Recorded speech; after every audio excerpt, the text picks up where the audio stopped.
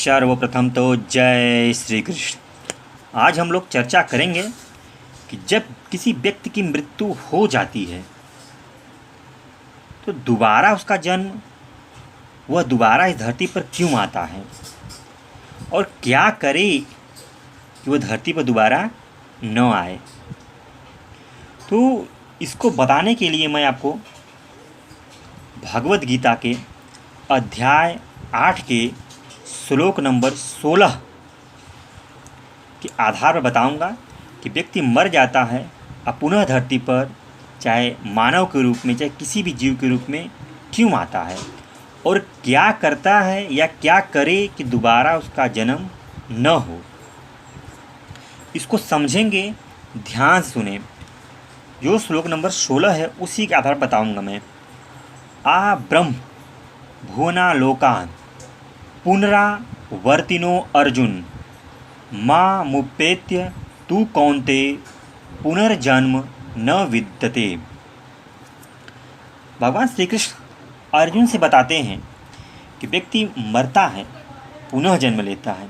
और कौन ऐसा व्यक्ति है कि मोक्ष को प्राप्त हो जाता है, मृत्यु के उपरांत दोबारा उसका इस धरती पर जन्म नहीं होता है, जन्म मरण के चक्र से मुक्त हो जाता है, क्योंकि जन्म लेने पर उसे दुख ही प्राप्त है, नाना प्रकार के दुखों को भोगता है।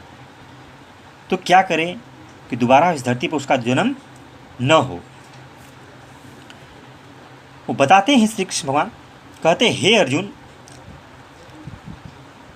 ये जीव ये मेरा ही अंश है, लेकिन यह जब तक मेरे में समाहित नहीं होता है तब तक यह इस धरती पर उसका आवागमन होता रहता है, मतलब जन्म मरण के चक्र में वह फंसा रहता है। बताते हैं हे अर्जुन, ब्रह्मा जी के लोक को लेकर सभी लोग पुनरावर्ती अर्थात ब्रह्मलोक और उससे नीचे के जितने लोग हैं उनमें रहने वाले सभी प्राणियों को उन लोकों के प्रापक पुण्य समाप्त हो जाने पर लौटकर आना ही पड़ता है। जितनी भी भोग भूमियां हैं उन सब में ब्रह्मलोक को श्रेष्ठ बताया गया है। मात्र पृथ्वी मंडल का राजा हो और उसका धन धान्य से संपन्न राज्य हो, स्त्री पुरुष परिवार आदि सभी उसके अनुकूल हो, उसकी युवावस्था हो तथा शरीर निरोग हो, यह मृत्युलोक का पूर्ण सुख माना गया है। मृत्युलोक के जैसा कि हम इसमें समझ रहे हैं, जैसा कि इसमें भगवान बता रहे हैं कि जो व्यक्ति युवा हो और उसका शरीर निरोग हो और वह पृथ्वी पर हो तो उस समय मतलब मृत्यु लोक का यह पूर्ण सुख होता है, वह आनंद ले सकता है और उसका शरीर जो है निरोग हो। और ये सबसे बड़ा सुख माना गया है इसमें पृथ्वी लोक में। युवावस्था में ही वह शारीरिक सुख या किसी प्रकार का सुख भोग सकता है। मृत्यु लोक के सुख से 100 गुना अधिक सुख मर्त्य देवताओं का है। जो मर्त्य देवता हैं उनको कहते हैं जो पूर्ण कर्म करके देवलोक को प्राप्त होते हैं और देवलोक के प्रापक पुण्य क्षीण होने पर पुनः मृत्युलोक में आ जाते हैं। इस मर्त्य देवताओं से 100 गुना अधिक सुख आजान देवताओं का है। आजान देवता वे कहलाते हैं जो कल्प के आदि में देवता बने हैं और कल्प के अंत तक देवता बने रहेंगे। इस आजान देवता से 100 गुना अधिक सुख इंद्र का माना गया है। इंद्र के सुख से 100 गुना अधिक सुख ब्रह्मलोक का माना गया है। इस ब्रह्मलोक के सुख से भी अनंत गुना अधिक सुख भगवत प्राप्ति में है, तत्व ज्ञान में है, जीवन मुक्त महापुरुष का माना गया है। तात्पर्य यह है कि पृथ्वी मंडल से लेकर ब्रह्मलोक तक का सुख सीमित है, परिवर्तनशील है और विनाशी है, लेकिन भगवत प्राप्ति का सुख अनंत है, अपार है, अगाध है। यह सुख कभी नष्ट नहीं होता, कभी खत्म नहीं होता। अनंत ब्रह्मा और अनंत ब्रह्मांड समाप्त हो जाए तो भी यह परमात्म प्राप्ति का सुख कभी नष्ट नहीं होता है, यह सदा बना रहता है। जो प्राणी है साक्षात परमात्मा के अंश होने के कारण यह नित्य है। अतः यह जब तक नित्य तत्व परमात्मा को प्राप्त नहीं कर लेते हैं तब तक कितने ही ऊंचे लोक में जाने पर भी इनको वहाँ से पीछे लौटना ही पड़ता है। अतः ब्रह्मलोक आदि ऊंचे लोकों में जाने वाले भी पुनर्जन्म को प्राप्त करते, मतलब दोबारा इस धरती पर उनको आना ही पड़ता है। तो एक शंका होती है कि संत हैं, भक्त हैं, जो जीवन मुक्त और कारक पुरुषों के दर्शन मात्र से जीवन का कल्याण हो जाता है, और ब्रह्मा जी स्वयं कारक पुरुष हैं तथा भगवान के भक्त भी हैं। ब्रह्मलोक में जाने से ब्रह्मा जी के दर्शन हो ही जाते हैं, फिर उनकी मुक्ति क्यों नहीं होती? वे लौटकर क्यों आते हैं? इसका समाधान यह है कि वास्तव में कल्याण दर्शन मात्र से नहीं होता, प्रत्युत अपनी भावना विशेष होने से होता है। कहते हैं ना कि जैसी भावना होती है वैसे ही भगवान के दर्शन होते हैं। तो भावना अगर जैसा है वैसा ही हमें सामने वाला व्यक्ति दिखने लगता है। तो भावना होने पर ही आपको जीवन मुक्ति या फिर पूर्ण मुक्ति प्राप्त हो सकती है, दर्शन मात्र से नहीं हो सकता है। इसके सिवा संत भक्त आदि के दर्शन, संभाषण, चिंतन आदि का महात्म्य इस मृत्यु लोक के मनुष्य के लिए ही है। कारण कि यह मनुष्य शरीर केवल भक्ति जो है भगवत प्राप्ति के लिए ही मिला है।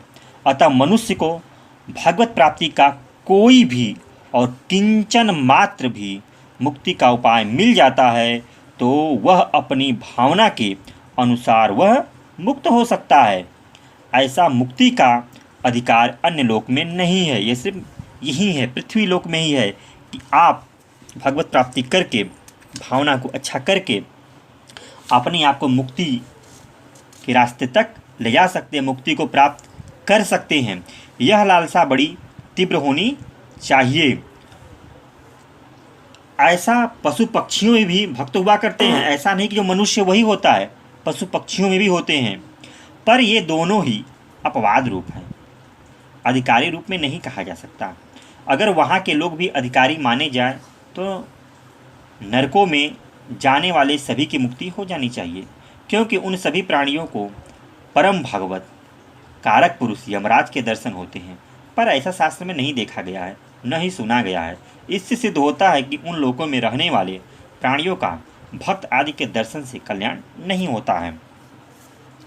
अब इसको सिंपल भाषा में समझते हैं कि जो साधारण पुरुष हैं वो भी समझ जाएं कि ये कैसे जन्म हो रहा और कैसे न होगा। तो समझते हैं, जैसा कि बताया गया है कि जो मनुष्य है वह साक्षात परमात्मा का अंश है और मृत्यु होने पर वह ब्रह्मलोक में जाता है। तो जो उसका ब्रह्मलोक है वो ब्रह्म का तो अंश है नहीं, तो वो उसका घर नहीं है। व्यक्ति अपने घर में ही जाकर ठहरता है। जैसे कहा गया है, जैसे कोई मनुष्य सत्संग आदि में जाता है, कोई अगर मनुष्य है सत्संग सुनने के लिए किसी मंदिर या किसी सभा में या कहीं ऐसे स्थानों पर गया, तो वह क्या करता है, वहाँ काफ़ी देर तक बैठता है, सुनता है, और जब उसका मन भर जाता है, सत्संग को सुन लेता है या सत्संग जब पूरा हो जाता है, सत्संग सुनाने वाला वहाँ से चला जाता है, तो जो व्यक्ति होता है वह भी उठता है और उठने के बाद वह वहाँ से अपने घर के लिए चल देता है। और जब चलता है तो गलती से भूलवश उसका कोई भी जूता, चप्पल, चद्दर, कोई भी चीज़ उसका छूट जाता है मान लीजिए, तो क्या करता वो है, पुनः आधे रास्ते से या घर पे भी गया है तो वह लौट कर उस स्थान पर दोबारा आता है कि शायद वह चीज़ मुझे मिल जाए। जो सत्संग सुनते समय मेरी चद्दर या मेरी चप्पल या कोई भी चीज़ मेरा खो गया था, वह मुझे प्राप्त हो जाए, इस आश्रय से वह दोबारा उस सत्संग के स्थान पर आता है, लौट कर आता है और खोजता भी है। इसी तरह से जो मनुष्य है उसका मृत्यु तो हो जाता है, लेकिन मरते समय उसके मन में अपने घर से, अपने परिवार के लोगों से, अपनी जमीन जायदाद से, अपने धन संपत्ति से, इसके अलावा जिन जिन चीज़ों की मोह माया ममता लगी रहती है, अपनापन बना रहता है, इस अपनेपन के कारण ही जब उस व्यक्ति की मृत्यु हो जाती है तो उसके मन से लालसा तो जाती नहीं, क्योंकि ममता तो बनी हुई है ना। इस ममता के कारण उस व्यक्ति को दोबारा इस धरती पर आना पड़ता है। लेकिन अब वो शरीर तो नहीं रहता है, शरीर तो जला दिया, गाड़ दिया गया रहता, नष्ट हो गया रहता है। इसलिए इस धरती पर आने के लिए उसे दोबारा एक नए शरीर में प्रवेश होना पड़ता है, चाहे वो मनुष्य का रूप धारण करे, चाहे वो कुत्ते बिल्ली का धारण करे, लेकिन उसे धारण करना पड़ता है, क्योंकि उसे इस संसार से ममता थी। इस कारण उसे दोबारा आना पड़ेगा। पशु पक्षी भी बन सकता है, कुत्ता बिल्ली भी बन सकता है, किसी प्रकार की योनि उसे प्राप्त हो जाती है और इस संसार में दोबारा लौट के वह आता है। ये ममता के कारण होता है। अगर उसे ममता न रहे, कामना न रहे, किसी प्रकार की आसक्ति न रहे, तो वह दोबारा उसका इस धरती पर आना संभव नहीं है। वो आ ही नहीं सकता है ना, क्योंकि लगाव ही नहीं है, और लगाव नहीं रहेगा तो आएगा नहीं। तो इस कारण उसे दोबारा धरती पर आना पड़ता है। ममता रहती है, उसकी लगाव रहते अपने घर परिवार के लोगों से, तो इस ममता के कारण उसे आना पड़ता है। अब क्या करे कि न आना पड़े, उसको भी भगवान बताते हैं कि ब्रह्मलोक तक जाने वाले सभी को पुनर्जन्म लेना पड़ता है, परंतु कहते हैं हे कौन्ते, हे अर्जुन, समय रूप से मेरी प्राप्ति होने पर पुनर्जन्म नहीं होता। मतलब दोबारा उसको इस धरती पर नहीं आना पड़ता। इस संसार में जो जन्म मरण का चक्र है, इससे उसको छुटकारा मिल जाता है।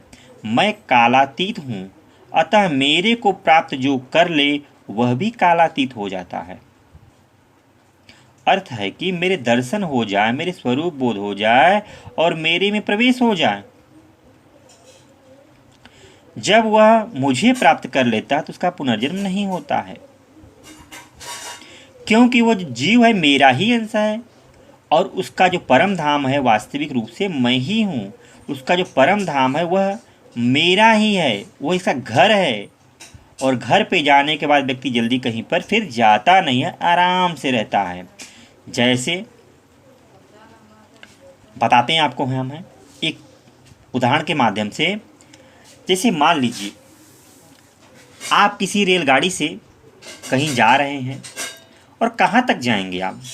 जहाँ तक का टिकट है आप वहीं तक रेलगाड़ी से जाएंगे, और वहीं तक का आपका माना भी जाता है।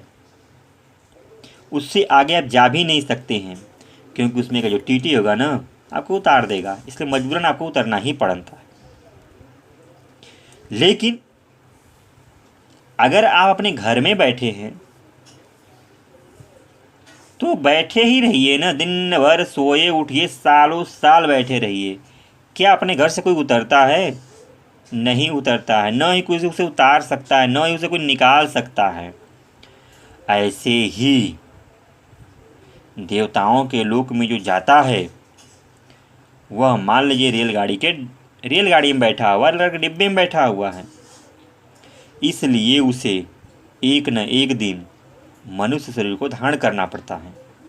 लेकिन जो भगवत प्राप्ति कर लेता है, जो परम धाम को जाता है, वह अपने घर में मिल जाता, अपने घर को चला जाता है, तो वह दोबारा उसे धरती पर नहीं आना पड़ता। तात्पर्य है कि भगवान को प्राप्त किए बिना ऊंचे से ऊंचे लोक में जाने पर भी कल्याण नहीं होता है।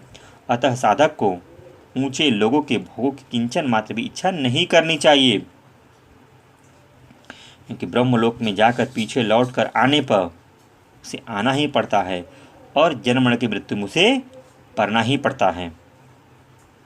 जो आसुरी संपत्ति वाले लोग होते हैं वे ही बंधन में ज़्यादा पड़ते हैं, क्योंकि उनके अंदर ममता बहुत ज़्यादा होता है, लगाव होता है हर चीज़ों से, उनमें भावनाएं ही नहीं होती हैं।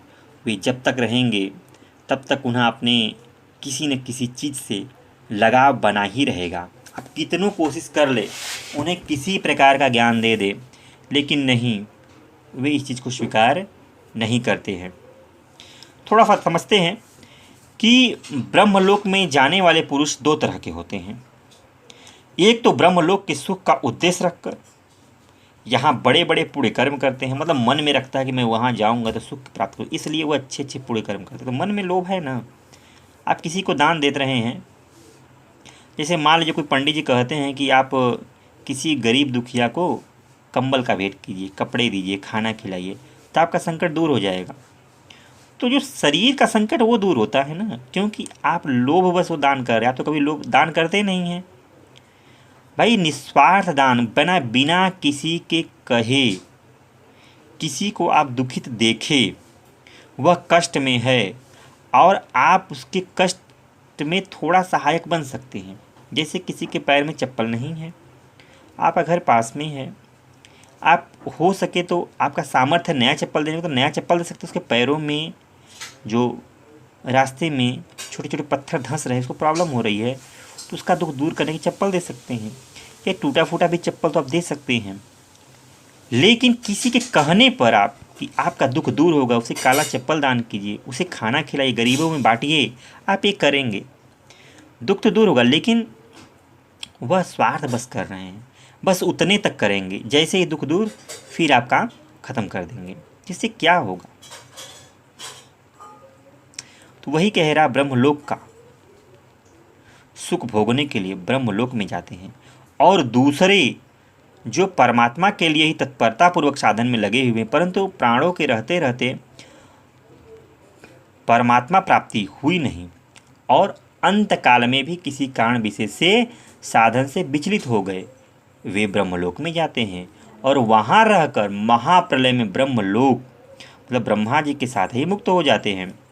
मतलब ये मान के चलिए कि जब भी कोई पुरुष है, कोई इंसान है, वह निस्वार्थ भाव से किसी की सेवा कर रहा है, जिसमें कहा गया ना कि भगवत प्राप्ति की तो इच्छा है, लेकिन किसी कारण से उसके अंदर लोभ नहीं है, बस कर रहा निस्वार्थ भाव से है, और कहीं इसका शरीर छूट जाता है तो ब्रह्मलोक में जाएगा, लेकिन उसे आना की उसके अंदर इच्छा ही नहीं थी।